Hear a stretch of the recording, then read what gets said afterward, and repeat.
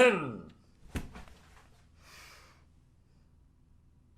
guys, my name is Doke, and in this video we're gonna take a look at 3 secrets of great graffiti styles. Yeah, in the front row kicking back old school tracks like damn.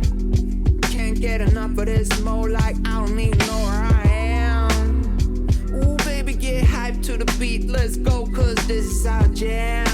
Welcome guys, I hope that all of you, also you over there, are doing well. And I hope that you're gonna enjoy the 3rd graffiti tutorial on this channel. If you want to know something more about graffiti basics, tags or throwies, check the previous tutorials and come back later.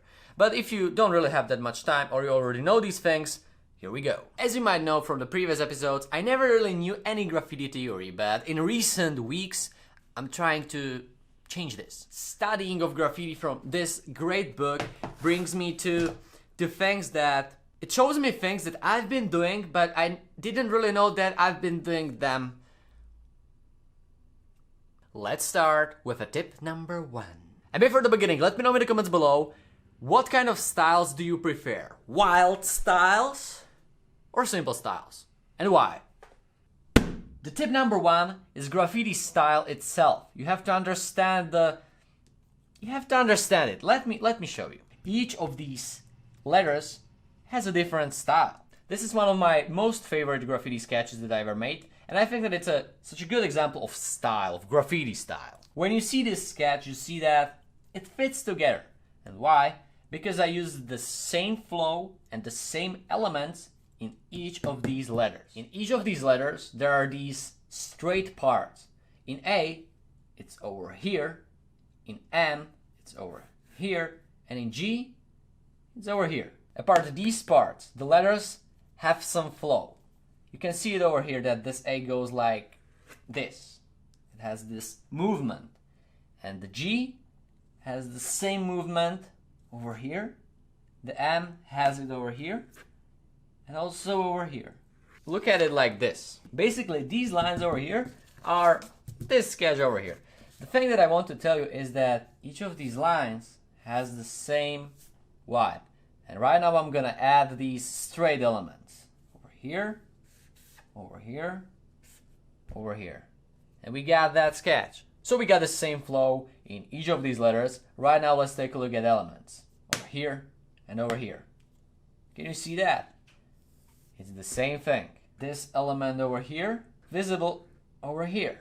This is basically everywhere. This element is also over here. This part of A looks almost like the G, and we can see it also over here on the M. If we take a look at this winter sketch, I can show you the same thing. Same flow almost in every letter. Same elements in every letter. So basically when you are building a graffiti style, you start with that flow and then you add elements. And all these things should fit together.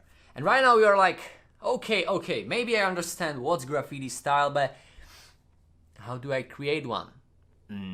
It's time for the point number 2.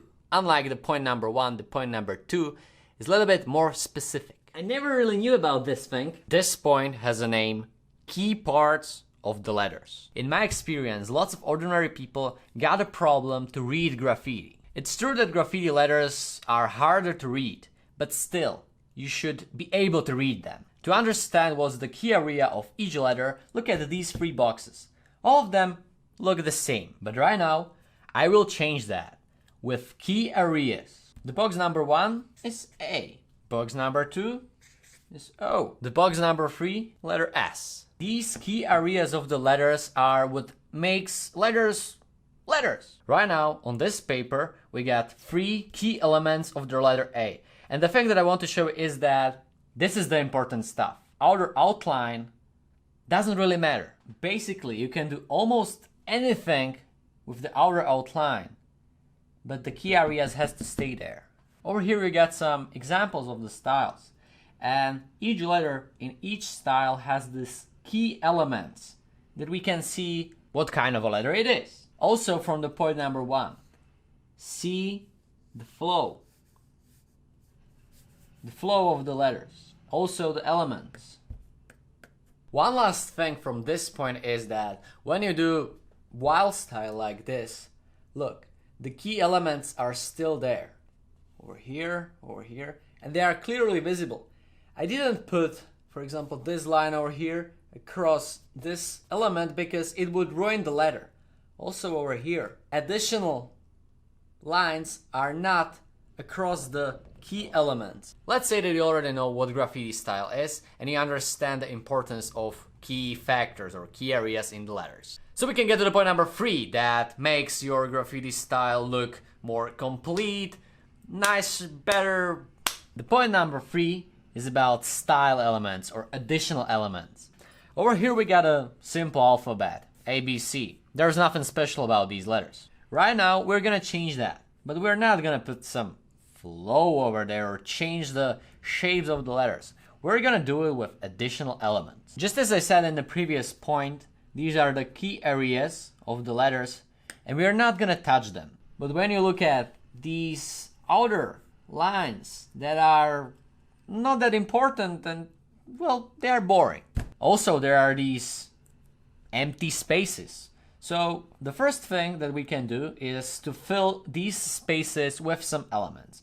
What I like to do is to put these little squares into these places. Let's say that I want to put something else over there. Boom, we got a little arrow over here. There are multiple kinds of arrows, but to be honest, I don't really like them over there. Another thing that I like to do is that I actually cut the letters in not so important parts. I make a line over here and I take this part and see that.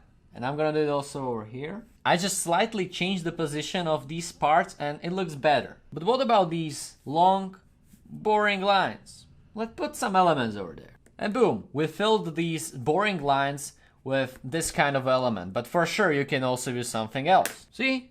Or something like this. There are millions of possibilities. Just take a look at the book.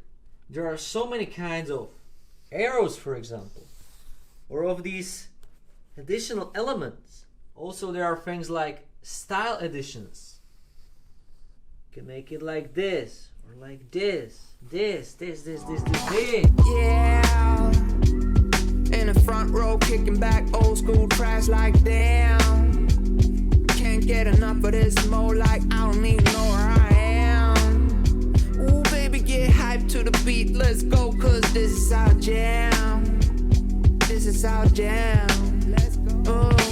Let me break it down right quick for my haters, my dictators and bad raiders. Since you never seem to get it right no more, then right no more. Kick back your feet and watch your back from perpetrators. These are just super simple letters with the same flow, with same elements, and with a clearly visible key areas.